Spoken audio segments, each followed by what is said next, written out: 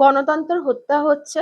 সরকারে মানে ওটা বিধানসভা মানে বলতে লজ্জা লাগছে, বিধানসভার মধ্যে নেই, ওটা একটা হয়ে গেছে ওই কলতলার ঝামেলা, মানে কলতলার হয়ে গেছে, কলতলার ঝগড়া হয়ে গেছে। বিধানসভা নেই, ওখানে শুধু হীরক রানী একাই বলবেন, আর কেউ কিছু প্রতিবাদ করতে গেলে যেরকম ওই প্রজারা যেরকম হত্যা করে ঠিক সেরকম বিরোধীরাও যদি কিছু বলতে চায় হীরক রানীর ওপরে, তো ওই প্রজাদেরকেই হত্যা করাই হবে। ডাইরেক্ট তো হত্যা করতে পারছেন না এখনো অব্দি, ওই জন্য ধস্তাধস্তি, মারপিট, মানে এটা আর হত্যা ছাড়া কি বাকি রেখেছে? সাধারণ জনগণ তো পুরো চুপ করে রেখেছে।